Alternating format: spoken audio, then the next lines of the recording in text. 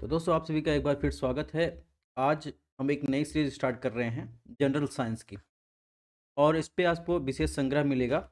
इसमें UP PCS के साथ साथ जितने भी अन्य पीसीएस के एग्ज़ाम हुए हैं या आरओ एआरओ को कोई भी एग्ज़ाम हुए हैं, टोटल जो है आपको इसमें क्वेश्चन मिलेंगे इस सीरीज में 900 प्लस पीवाईक्यू सीरीज मिलेगा।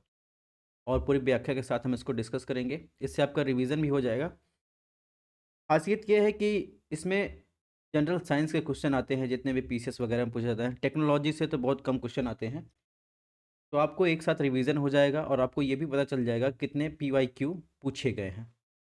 इसके अलावा हमारा जो है आर आई आर ओ का पीवाईक्यू सीरीज चल रहा है, उसको भी आप देख सकते हैं।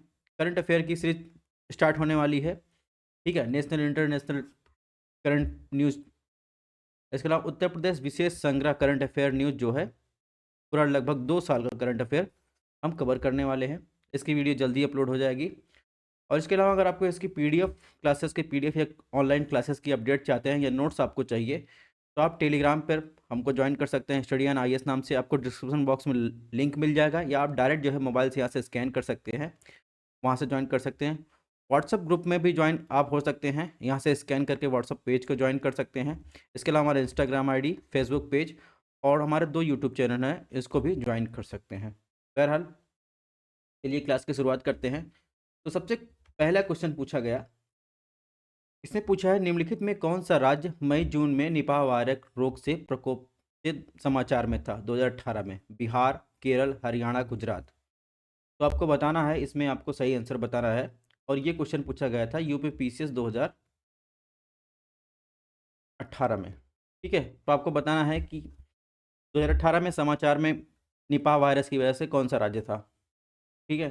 तो बात करें अगर केरल का एक जिला है कोझिकोड, वहाँ पर चमगादड़ जनित जो है निपाह वायरस जो है न्यूज में था। तो इसमें सही हो जाएगा केरला, ठीक है। क्वेश्चन नंबर 2 की बात कैसे पूछा, निम्नलिखित में कौन सा एक उदाहरण है मानव जनित बायोम का?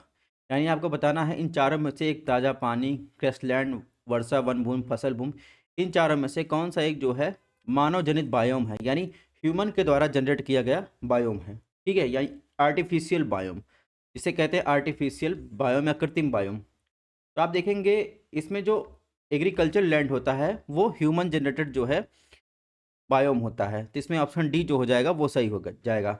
बाकी अगर बात बात करें फ्रेश रिसोर्स की, वाटर की, या क्रैशलैंड और वर्षा वन की बात करें, तो ये सोच जो है नेचुरल जो है बायोम होते हैं। क्वेश्चन नंबर 3 की बात करें, इससे पूछा है निम्नलिखित में कौन सा जानवर बिना पानी पिए सबसे अधिक समय तक जीवित रह सकता है? जिराफ, ऊँट, कंगारू, कंगारू चूहा। तो बहुत सारे लोग इसमें आंसर लगा के आएंगे ऊँट, ठीक है। लेकिन डेजर्ट एरिया में या सेमी डेजर्ट एरिया में पाया जाता है एक छोटी सी प्रजाति है कंगारू चूहे की, वो बिना पानी पिए सबसे अधिक समय तक जीवित रह सकता है, ठीक है। तो ध्यान रखना है, एक तो डेजर्ट एरिया में पाया जाता है यानी सेमी एरिड रीजन में या एरिड रीजन में जहाँ शुष्क क्षेत्र होता है। और दूसरा इन्फॉर्मेशन आपको याद रखना, सबसे अधिक समय तक बिना पानी पिए जीवित रहने वाला जीव जो होता है कंगारू चूहा है, ठीक है। क्वेश्चन नंबर 4 की बात करें, से पूछा विश्व जैव विविधता दिवस कब मनाया जाता है? मार्च 22 मार्च, 22 मई, 23 जून, 16 अप्रैल। तो इसमें आपको आंसर बताना है कि विश्व जैव विविधता दिवस कब मनाया जाता है। तो विश्व जैव विविधता दिवस यूएन ने जो है, यूनाइटेड नेशन ने 22 मई को निर्धारित किया है। 22 मई को हर साल जो है विश्व जैव विविधता दिवस मनाया जाता है, ठीक है।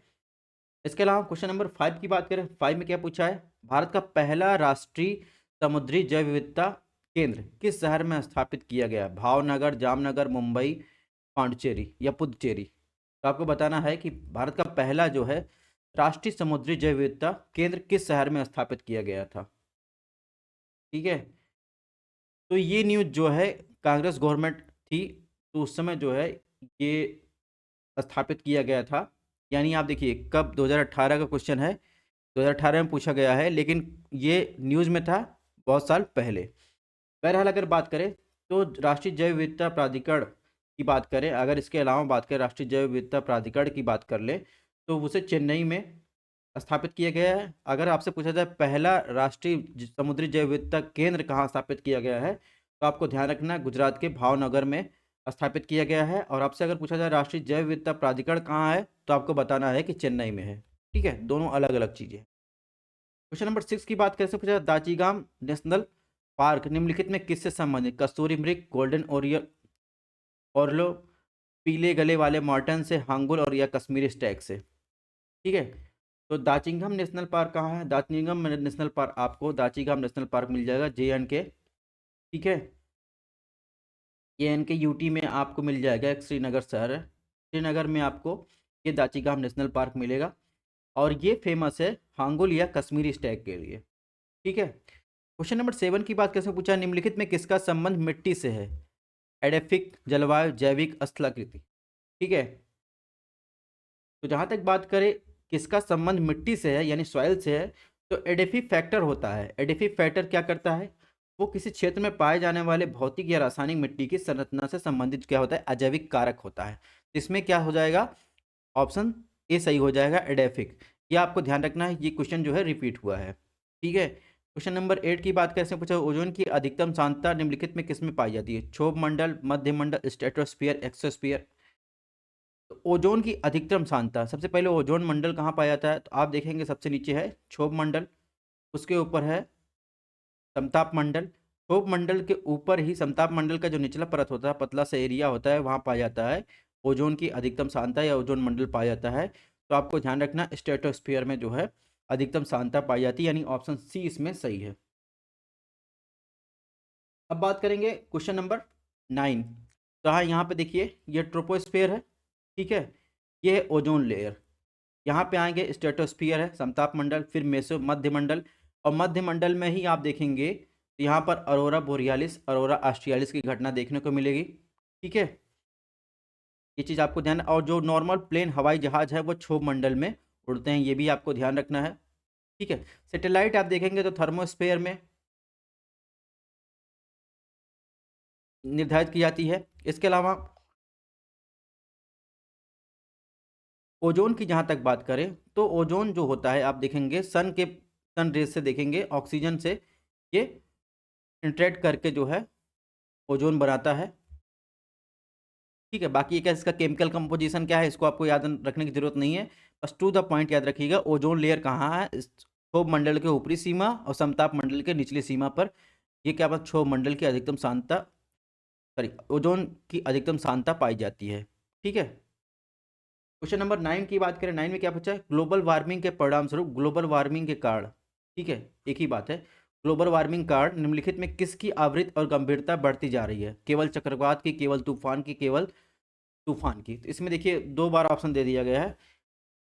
ठीक है, तो अगर बात करें ग्लोबल वार्मिंग के कारण, आप देखेंगे साइक्लोन की कंडीशन बन रही है हर जगह, भारत में इंटेंसिटी बढ़ी, पूरे विश्व में साइक्लोन की इंटेंसिटी बढ़ रही, तूफान आ रहे हैं। ठीक है, सूखा पड़ रहा है, तो बहुत सारी चीज़ें हो रही, यानी इसमें ऑप्शन डी सही होगा। उपयुक्त में से सभी जो है ग्लोबल वार्मिंग कारण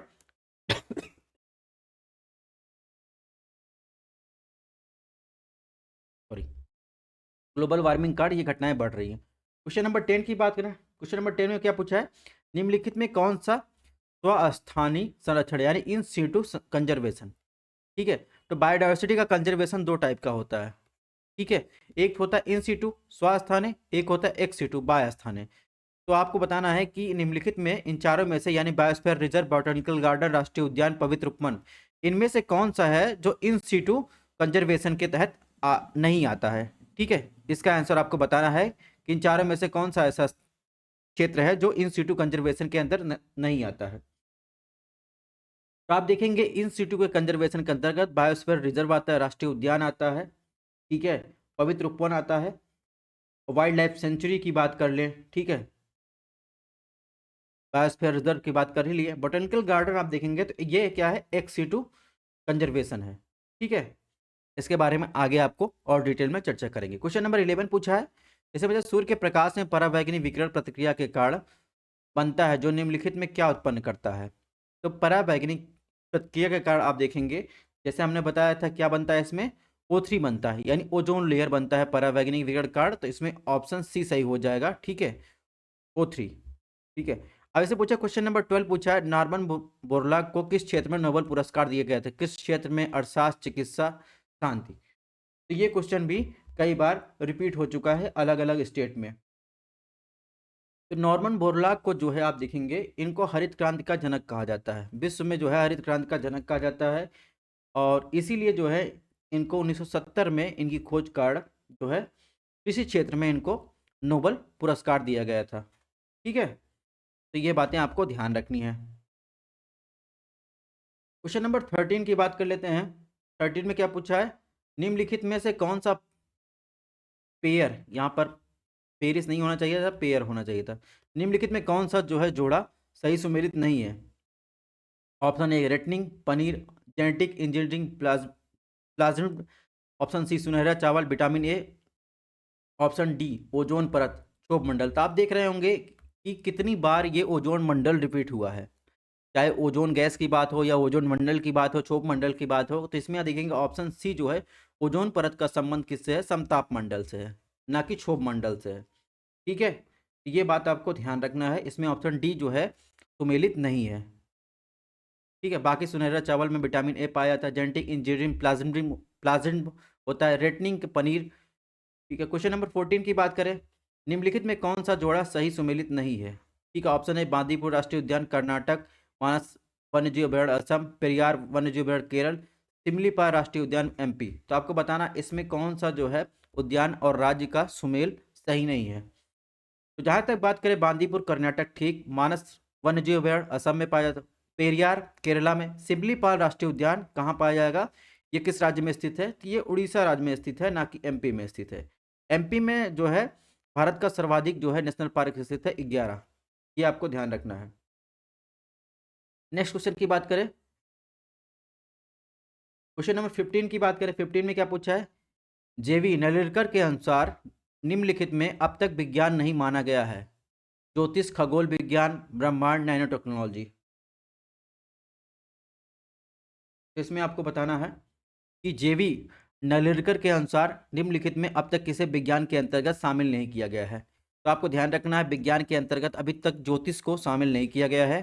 ठीक है, यानी विज्ञान उसे नहीं माना जाता है। क्वेश्चन नंबर 16 की बात से पूछा है, निम्नलिखित में किसका आविष्कार विल्हेम रोजेंटेन रोजेंटेन ने किया था, radio, x ray machine, electric bulb, उपरोक्त में से कोई नहीं। तो आपको बताना है निम्नलिखित में किसका आविष्कार विल्हेम ने किया था, radio, x ray machine, electric bulb, उपरोक्त में से कोई नहीं। जहाँ तक बात है इलेक्ट्रिक बल्ब तो थॉमस एडिसन ने किया था 1880 में। ठीक है, ये सबको पता है। एक्सरे मशीन जो है ये किसने किया था, विल्हेम ने किया था। ठीक है, 1895 में। रेडियो का आविष्कार किसने किया था, तो रेडियो का आविष्कार आप देखेंगे तो मकॉर्नी, इनका पूरा नाम था गुमिल्मो मकॉर्नी। ठीक है, तो इन्होंने किया था। तो इस प्रकार इसमें ऑप्शन बी जो हो जाएगा सही हो जाएगा। क्वेश्चन नंबर 17 की बात करें, 17 में क्या पूछा है, डीएनए की जो द्विकुंडली संरचना होती है यानी डबल हेलिकल स्ट्रक्चर होता है किसके द्वारा दी गई थी, जैकब और मोनर्ड, वॉटसन, क्रिक, एच.जी. खुराना, उपरोक्त में से कोई नहीं। तो आपको बताना डीएनए की द्विकुंडली संरचना होती है वो किसके द्वारा दी गई थी। तो जहाँ तक बात है एच.जी. खुराना की, एच.जी. खुराना को जो नोबेल प्राइज़ मिला था 1968 में। ये अमेरिकी जैव रसायन, इन्होंने आरएनए की श्रृंखला को एनालाइज किया था। ठीक है, और एंजाइम के द्वारा। तो इस प्रकार जो है इनका संबंध इससे है। ठीक है, जहाँ तक बात है डीएनए के द्विकुंडली संरचना की, इनका संबंध जैकब और मोनर्ड से है। सॉरी, जैकब और मोनर्ड का संबंध आप देखेंगे, इन्होंने बैक्टीरिया में ऑपरेंट मॉडल जो है दिया था जिसके लिए इनको 1965 में नोबेल मिला था।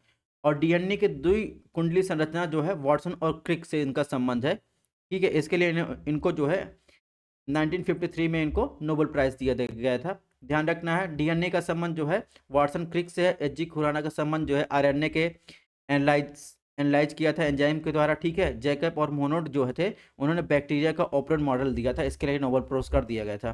क्वेश्चन नंबर 18 की बात करें, इसमें क्या पूछा, निम्नलिखित में किस विद्युत चुम्बकीय विकिरण की अधिकतम ऊर्जा होती है, दृश्य प्रकाश, इंफ्रारेड किरण, पराबैंगनी, एक्सरे। तो आपको बताना किस इलेक्ट्रोमैग्नेटिक जो विकिरण होती है उसकी अधिकतम ऊर्जा होती है। तो ध्यान रखिएगा, कुछ फैक्ट आपको ध्यान रखना है। जो शॉर्टर वेवलेंथ जिसकी होगी, यानी जिसकी शॉर्ट वेवलेंथ होगी, उसका हायर फ्रिक्वेंसी होगा और हायर एनर्जी वो निकालेगी। तो उसमें आप देखेंगे एक्सरे और गामा रेज जो है सबसे अधिक ऊर्जा निकालती है। इसमें ऑप्शन डी जो है सही हो जाएगा। क्वेश्चन नंबर 19 की बात कैसे पूछा हुआ है, मीथेन में निम्नलिखित में किसका मीथेन जो है निम्नलिखित में किससे उत्सर्जित होता है, केवल धान के खेत में, केवल दीमक के घर, ऑप्शन सी ए और बी, ऑप्शन डी इनमें से कोई नहीं। तो आप ध्यान रखिएगा, मीथेन का उत्सर्जन होता है धान के खेत से जो है सबसे ज़्यादा होता है, उसके बाद दीमक के घर से भी होता है, यानी ऑप्शन सी सही हो जाएगा। ठीक है। क्वेश्चन नंबर 20 की बात करें, इसमें पूछा निम्नलिखित में कौन सा तत्व अर्धचालक है, यानी सेमी कंडक्टर है, एल्युमिनियम, चांदी, सिलिकॉन, सीसा। आपको बताना कौन सा तत्व इन चारों में से सेमी कंडक्टर के रूप में कार्य करता है।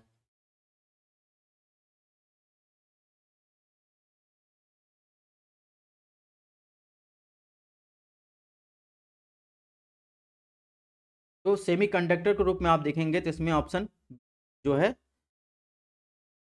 यहाँ सी होना चाहिए, सिलिकॉन जो है सही हो जाएगा, ए बी। तो ऑप्शन जो है इसमें क्या है, सी जो है सिलिकॉन जो है सेमीकंडक्टर के रूप में कार्य करता है। तो यहाँ पर देखिए आवृत्ति की बढ़ती क्रम में विद्युत चुम्बकीय स्पेक्ट्रम की बात की गई है, जैसे जिनकी आवृत्ति बढ़ती के क्रम में, तो रेडियो वेव, माइक्रोवेव, इंफ्रारेड, फिर आ जाएगा विजुअल लाइट होती, पराबैंगनी, एक्सरे, गामा। तो यहाँ पर लिखिए, देखिए क्या लिखा है, shorter wavelength higher frequency higher energy, longer wavelength lower frequency lower energy. तो माइक्रोवेव में जो है लोअर एनर्जी प्रोड्यूस होती है, इधर आएंगे तो हाइयर एनर्जी प्रोड्यूस होगी। यहाँ पर है गामा किरणों में सबसे अधिक ऊर्जा होती है और सबसे छोटी तरंग दैर्घ्य होती है और सबसे अधिक आवृत्तियाँ होती है। ये क्या है, फ्रिक्वेंसी है। ठीक है, ये चीज़ आपको ध्यान रखना है। इसके अलावा मेथेन के बारे में यहाँ पर लिखा, मेथेन का उत्पादन कोयला, प्राकृतिक गैस, तेल उत्पादन और परिवहन के दौरान होता है। मीथेन का उत्सर्जन आप देखेंगे पशुओं से भी होता है, दीमक से भी होता है, अन्य कृषि पद्धतियों में धान की खेती से होता है। ठीक है, लैंडफिल जैविक कचरे के क्षय के परिणाम स्वरूप होता है। इसके अलावा आप देखेंगे ये कुछ डाटा है 2019 का US methane emission by source का। तो आप देखेंगे यहाँ पे किसके किसके द्वारा कितना जो है मीथेन का इमिशन होता है।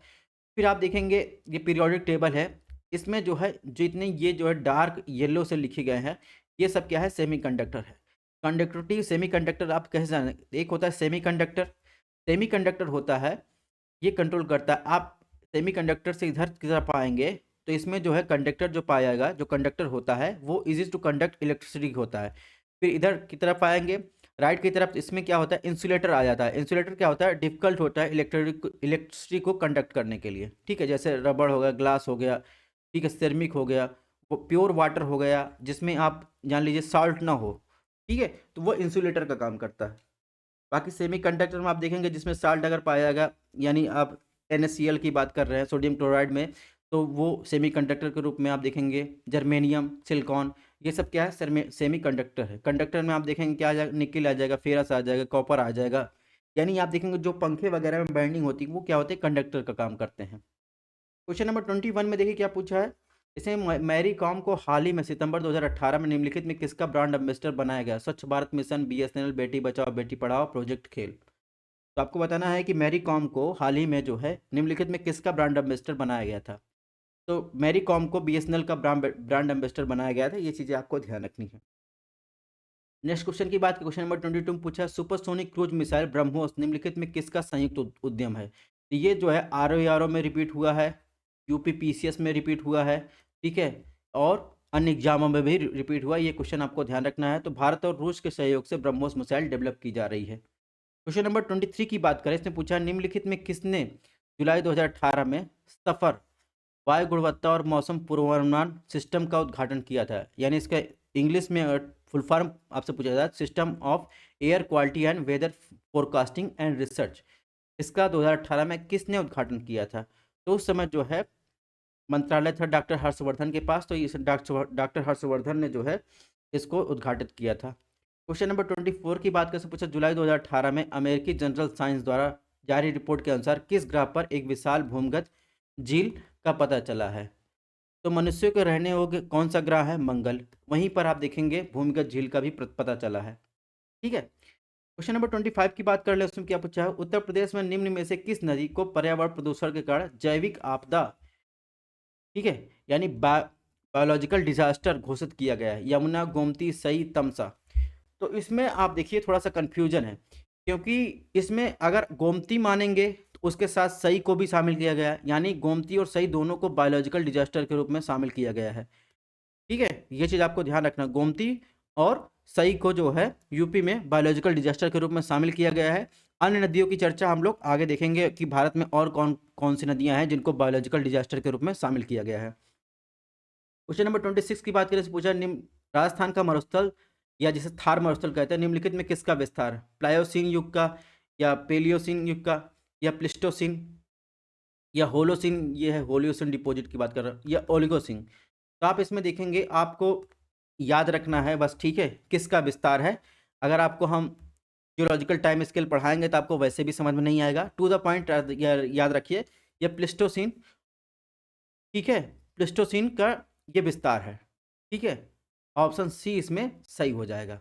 बाकी आपको जियोलॉजिकल टाइम स्केल से क्वेश्चन पूछा गया, जियोलॉजिकल टाइम स्केल समझाएंगे तो भी आपको समझ में नहीं आएगा, इसलिए आपको टू द पॉइंट ध्यान रखना है, प्लिस्टोसीन से संबंधित है। क्वेश्चन नंबर 27 की बात करें, 27 ने क्या पूछा है, निम्नलिखित में किस देश में प्रति गाय दूध का उत्पादन सर्वाधिक है। यहाँ ध्यान रखिएगा, किस देश में, गाय के बारे में पूछ रहा है, प्रति गाय दूध का उत्पादन सर्वाधिक है, Netherland, Great Britain, Denmark, Bharat. तो आप वैसे अगर ओवरऑल पूछा जाए तो भारत दुनिया का सबसे सर्वाधिक दूध उत्पादन देश आएगा, उसके बाद यूएसए आएगा, फिर चीन आएगा, पाकिस्तान, फिर ब्राजील आएगा। लेकिन गाय बात कर, जहां आप देखेंगे अच्छी नस्ल की गायें पाई जाती हैं, तो आप जाएंगे डेनमार्क में। डेनमार्क की ऐसी कंडीशन है कि वहां पर जो है गायों की अच्छी नस्ल है, तो वहां पर डेनमार्क जो है गाय में प्रति गाय दूध उत्पादन सर्वाधिक है। ठीक है, और ओवरऑल पूछा जाए तो भारत नंबर 1 पे है, कंज्यूमर में भी, प्रोडक्शन में भी। क्वेश्चन नंबर 28 की बात करते हैं, पूछा निम्नलिखित में विभिन्न क्षेत्रों में पाई जाने वाली सुल्ताना, गुलाबी और काली चंपा किसमें किसमें जो पाई जाती है, यानी टाइप्स जो पाई जाती है, निम्नलिखित में किस प्रमुख फल की किस्में हैं, कस्टर्ड, सेब, नारंगी, अमरूद, अंगूर।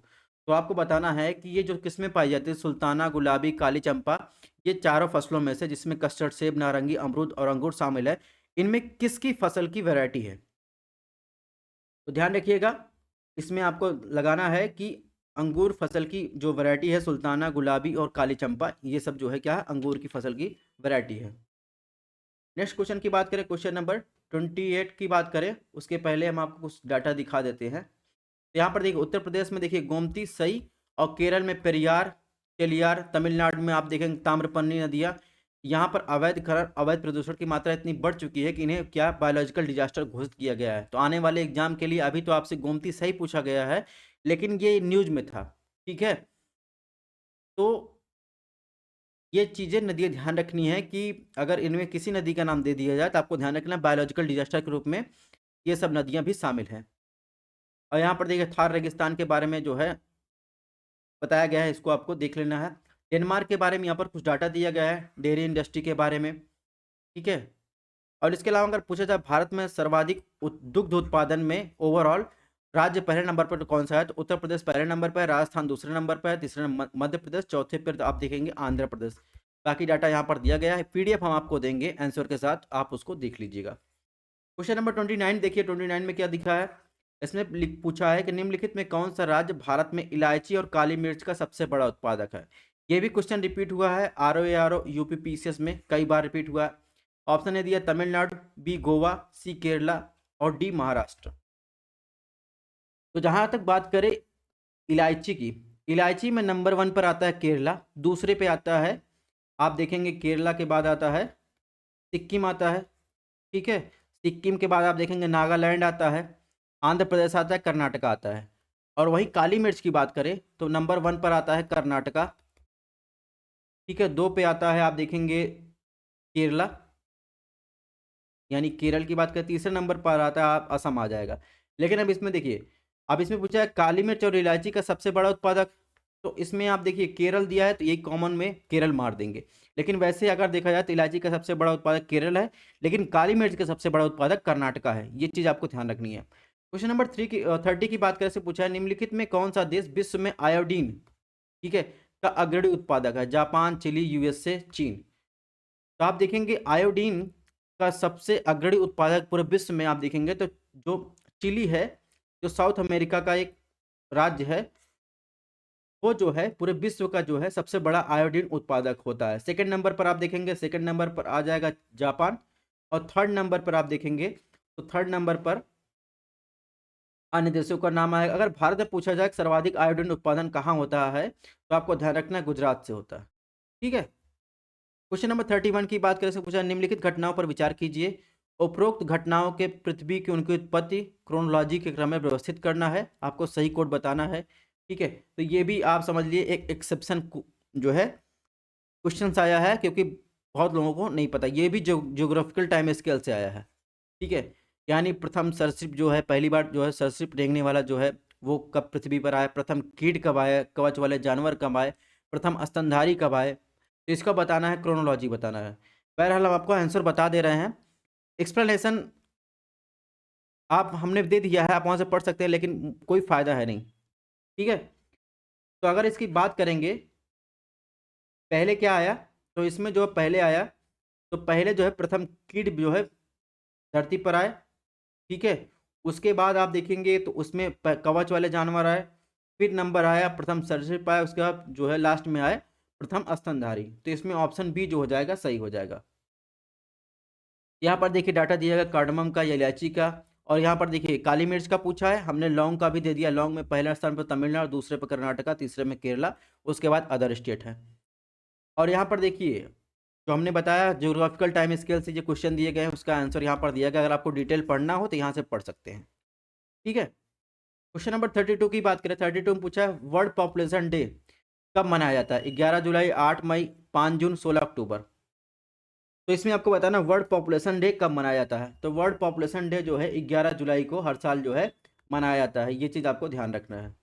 ठीक है, क्वेश्चन नंबर 33 की बात करें, ग्रीन पीस इंटरनेशनल का मुख्यालय कहाँ है? एम्स्टर्डम, जो नीदरलैंड में, कैनबरा, ओटावा, नागासाकी। तो आपको बताना है कि ग्रीन पीस इंटरनेशनल का मुख्यालय, तो ग्रीन पीस इंटरनेशनल का मुख्यालय आप देखेंगे एम्स्टर्डम नीदरलैंड में स्थित है।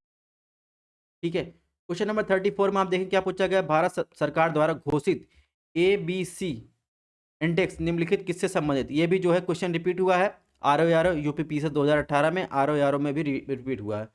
तो ABC इंडेक्स आप देखेंगे कृषि, संचार, स्वास्थ्य, शिक्षा।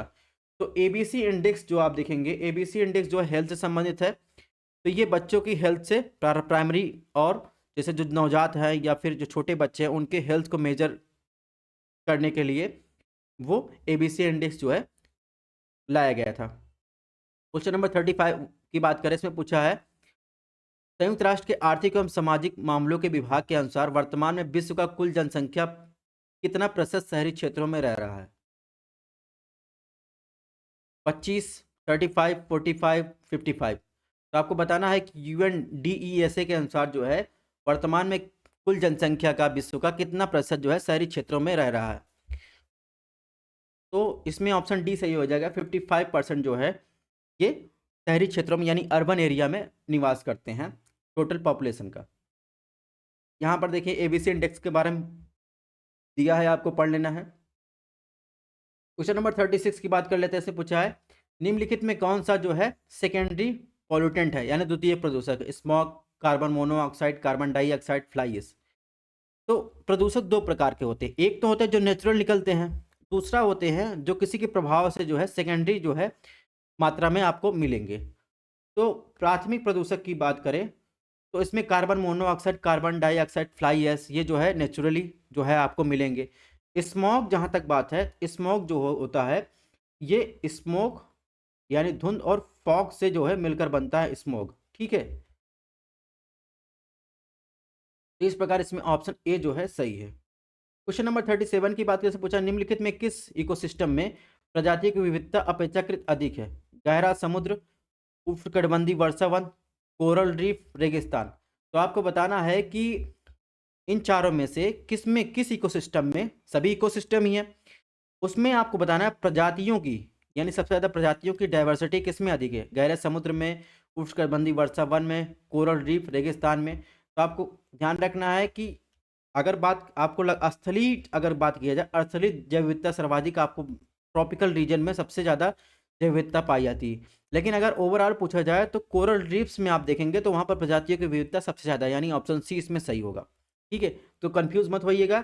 पूरे ओशियन का जो है 25% आप देखेंगे तो कोरल रीफ के पास जो है आपको प्रजाति की विविधता पाई जाएगी। अगर आपको ध्यान रखना है कि सबसे बड़ी स्थलीय जैव विविधता प्रजाति की आपको कहाँ पाया जाएगा, किस रीजन में, तो वो इको सिस्टम होगा ट्रॉपिकल रेन फॉरेस्ट। ठीक है। क्वेश्चन नंबर 38 की बात करें, इसमें पूछा निम्नलिखित में से क्या कीड़ों से प्राप्त नहीं होता है। ठीक है, इंसेक्ट से क्या नहीं प्राप्त होता है, रेशम, शहद, लाख, मोती। तो देखेंगे जो इंसेक्ट से आप रेशम भी मिलता है, इंसेक्ट से शहद भी मिलता है, इंसेक्ट से लाख भी मिलता है, लेकिन मोती आप देखेंगे तो मोती जो होता है इंसेक्ट से नहीं मिलता है। ठीक है, इसमें ऑप्शन डी जो हो जाएगा सही हो जाएगा। क्वेश्चन नंबर 39 में क्या पूछा है, निम्नलिखित में कौन सा सामान्य परिस्थिति में पेड़ के पत्तों की सरसराहट के डेसिबल के स्तर को दर्शाता है। यानी सामान्य जो पत्तियां रहती हैं उनकी जो आवाज़ निकलती हैं वो कितने डेसिमल की आवाज़ निकालती हैं, 10 डेसिमल, ठीक है, 20, 60, 100। तो आपको बताना है कि सामान्य परिस्थिति में जो पत्तों की सरसराहट होती है वो कितने डेसिबल की आवाज़ निकालती है। तो अब सामान्य परिस्थितियों में पेड़ के पत्तों की सरसराहट की आप देखेंगे तो स्तर जो होता है 20 डेसिबल के बराबर होता है। और एक चीज़ आपको ध्यान रखना है, जैसे जैसे डेसिमल का स्तर बढ़ता जाएगा उसे शोर की मात्रा भी बढ़ती जाएगी। ठीक है, तो इसमें ऑप्शन बी सही हो जाएगा, 20। इसके अलावा अगर कोई फुसफुसा रहा है यानी बात कर रहा है तो उसकी जो होती है वो लगभग 30 डेसिबल होती है, और सामान्य बातचीत की होती है 60 डेसिबल। तो ये चीज़ें अब आपको ध्यान रखनी है। अब आप देखिए इसमें लिखा है हायर बायोडाइवर्सिटी वाला एरिया की बात करें तो इसमें कोरल रीफ को जो है सबसे बड़ी जैव विविधता माना जाता है। इसके अलावा इसमें आप देखेंगे प्राथमिक पोल्यूटेंट कौन कौन से, सेकेंडरी पोल्यूटेंट कौन कौन से हैं, यानी इमिशन का सोर्स क्या होता है, क्या इफेक्ट करते हैं। ठीक है, एग्जाम्पल दिया है तो एग्जाम्पल आपको ध्यान रखना है, ये चीज़ आपको ध्यान रखना है। ठीक है, प्राइमरी और सेकेंडरी डेसिबल एक के बारे में यहाँ पर दिया गया है, इसको भी आपको ध्यान रखना है। और केंद्रीय प्रदूषण नियंत्रण बोर्ड ने क्या विभिन्न क्षेत्रों के लिए क्या अनुमान शोर निर्धारित किए हैं वो भी आपको ध्यान रख, यानी इंडस्ट्रियल एरिया के लिए ये क्वेश्चन इससे पूछे गए हैं।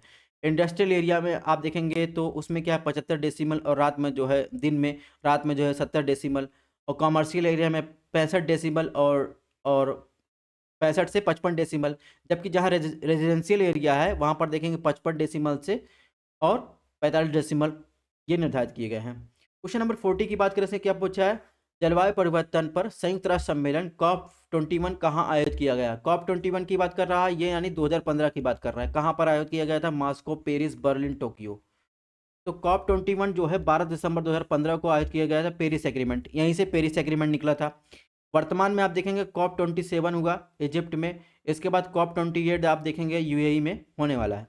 ठीक है, क्वेश्चन नंबर 41 की बात कर लेते हैं। 41 में क्या है, जलवायु परिवर्तन में भारत की पहली राष्ट्रीय कार्य योजना कब जारी की गई, यानी national action plan on climate change. ठीक है, कब जारी किया गया, तो पहली बार जो भारत ने अपना national action plan on climate change पर जारी किया था वो 2008 में जारी किया था। ठीक है, इसके तहत भारत ने कुछ अपने टारगेट अलग अलग एरिया में निर्धारित किए थे जिनकी चर्चा हम लोग आगे करेंगे। बहरहाल आपको टू द पॉइंट याद रखना है कि नेशनल एक्शन प्लान जो है 2008 में जो है भारत ने अपना जारी किया था। ठीक है, क्लाइमेट चेंज से को कम करने के लिए। क्वेश्चन नंबर 42 की बात करें, सबसे स्थिर इकोसिस्टम तंत्र यानी इकोसिस्टम कौन सा है, समुद्र यानी जैसे महासागर, वन, पर्वत, रेगिस्तान। तो सबसे स्टेबल आपको इकोसिस्टम आपको इसमें बताना है कि सबसे स्टेबल इकोसिस्टम इनमें से कौन सा है। तो जहाँ तक बात है सबसे स्टेबल इकोसिस्टम आपको ध्यान रखना है, दिमाग बैठा लेना है कि ओशियन, महासागर सबसे स्टेबल इकोसिस्टम है। ठीक है, ज़्यादा फर्क नहीं पड़ता इस पर बारिश और या फिर अन्य चीज़ों का। ठीक है, तो इतना आपको ध्यान रखना है कि सबसे स्टेबल इकोसिस्टम क्या है, ओशियन है। ठीक है, क्वेश्चन नंबर 43 में पूछा है भस्मक का उपयोग निम्नलिखित में से किसके लिए किया जाता है, अवशिष्ट जलाने में, उनमें कचरा डालने में, हरे पेड़ों को काटने के लिए, उर्वरक बनाने के लिए। तो आपको बताना है भस्मक का प्रयोग यानी भस्मीकरण एक प्रक्रिया है। जब आप देखेंगे तो वहाँ पर अपघटन की प्रक्रिया को क्या कहते हैं, भस्मीकरण कहते हैं। तो वो अवशिष्टों को जलाने में आप देखेंगे भस्मीकरण की प्रक्रिया का प्रयोग किया जाता है। तो आपको ध्यान रखना है अवशिष्ट को जलाने में भस्मीकरण की प्रक्रिया को प्रयोग किया जाता है, ये चीज़ आपको ध्यान रखना है। तो जलवायु परिवर्तन पर यहाँ पर देखिए नेशनल एक्शन प्लान की बात किया गया, 2008 में लाया गया। तो इसके 8 जो है नेशनल मिशन निर्धारित किए गए थे। तो राष्ट्रीय सौर मिशन चालू किया गया था, उन्नत दस्ता के लिए राष्ट्रीय मिशन, अस्थायी निवास के लिए राष्ट्रीय मिशन, राष्ट्रीय जल मिशन जो है इसी के अंतर्गत चालू किया गया था। और national mission for green India Himalaya ecosystem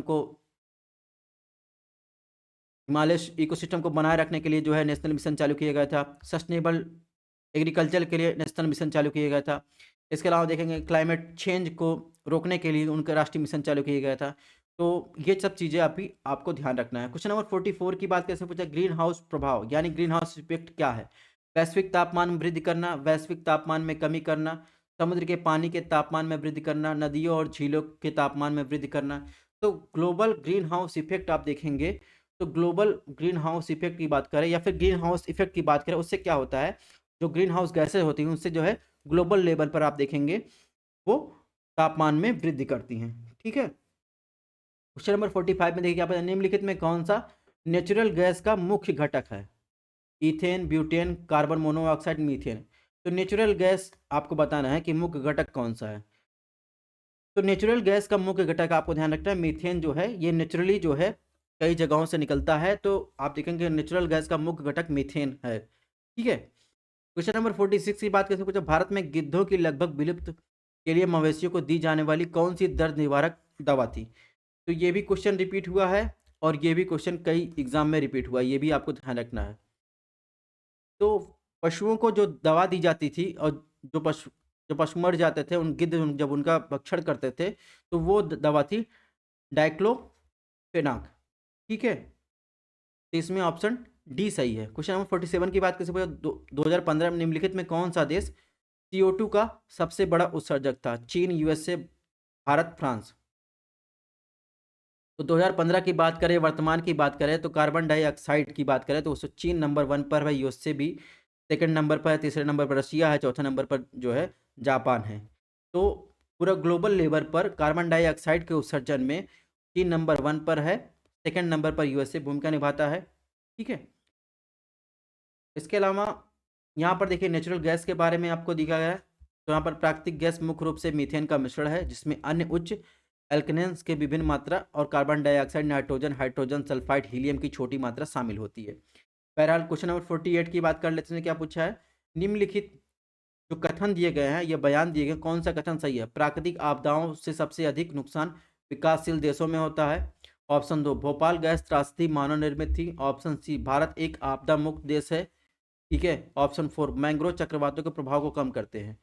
तो आप ऑप्शन 4 तो बिल्कुल सही है कि मैंग्रोव की जड़ें जो रहती हैं वो काफ़ी ऊंचाई पर रहती हैं, तो वहाँ पर जो भी रहता है कि एक तो इरोजन को कम करते हैं, ठीक है, बाढ़ को कम करते हैं, तो इससे चक्रवातों का जो प्रभाव होता है वो कम करते हैं। और भारत एक आपदा मुक्त देश नहीं है क्योंकि यहाँ पर जो है देखेंगे तो आपको चक्रवात, ठीक है, सूखा, बहुत सारी चीज़ें जो आप डिजास्टर से संबंधित है, बाढ़, ये सब आते रहते हैं। तो इसमें ऑप्शन 3 जो है गलत हो जाएगा। अब ऑप्शन 3 जहाँ जहाँ उसको एलिमिनेट कर दीजिए। ऑप्शन 3 इसमें भी है, ऑप्शन 3 इसमें भी है, बचा 1 2 4, तो 1 2 4 सही है। और प्राकृतिक आपदाओं से सबसे अधिक कौन प्रभावित होता है? जो डेवलपमेंट, ठीक है, जो देश होते हैं। इसके अलावा भोपाल गैस त्रासदी की बात करें तो भोपाल गैस त्रासदी जो है मानव निर्मित थी। ठीक है, ये भी आपको ध्यान रखना। जहाँ तक भोपाल गैस त्रासदी की बात है तो यहाँ पर जो है मिथाइल आइसोसाइनेट एक गैस जो है लीक हुई थी 1984 में, जिससे कई हजार लोग मर गए थे और वर्तमान में भी वो प्रभावित हैं। यहाँ पर एक कीटनाशक बनाया जाता था, ठीक है, खेतों के लिए, और अमेरिकी कंपनी थी, ठीक है, जो ये बनाती थी। तो इस प्रकार इसमें ऑप्शन सी जो हो जाएगा सही हो जाएगा। क्वेश्चन नंबर 49 में क्या पूछा है, निम्नलिखित में किसका वेग सर्वाधिक होता है? कॉस्मिक किरण, प्रकाश, इलेक्ट्रॉन, सुपरसोनिक। तो वेग की बात करें, सर्वाधिक वेग की बात करें तो आपको ध्यान रखना है जो लाइट का वेग होता है वो सर्वाधिक होता है। ठीक है, सुपरसोनिक वेव मतलब अगर चलिए लाइट का वेग कितना होता है? 3 इंटू 10.8 मीटर प्रति सेकंड। ठीक है, क्वेश्चन नंबर 50 पूछा है, ग्राफीन क्या है? कार्बन एक मिश्र धातु है, कार्बन की नैनो संरचना है, कार्बन का आइसोटोप है, उपरोक्त में से कोई नहीं। तो ग्राफीन आप देखेंगे, ग्राफीन जो है कार्बन का नैनो स्ट्रक्चर है। ठीक है, और इसके बहुत सारे जो है बहुत सारे प्रकार पाए जाते हैं। तो ग्राफीन आप देखेंगे कार्बन का एक क्या है? नैनो स्ट्रक्चर है। तो इसमें ऑप्शन बी जो हो जाएगा सही हो जाएगा। ठीक है, तो यहाँ पर देखिए ग्राफीन के बारे में दिया गया है, इसको भी आपको ध्यान रखना है। और कार्बन की नैनो संरचना में इससे जो है क्वेश्चन पूछा था यूपीएससी में। ठीक है, कार्बन की नैनो संरचना में carbon fibre, carbon nano tubes यानी CNT जिसे कहते हैं, फुलरिन, ग्राफीन सहित कार्बन के विभिन्न कम बीमी जो है आप देखेंगे अप्रूव शामिल है। ठीक है, तो इस प्रकार जो है जो ग्राफीन है वो परतें ग्राफाइट से बनती हैं, ये भी आपको ध्यान रखना है।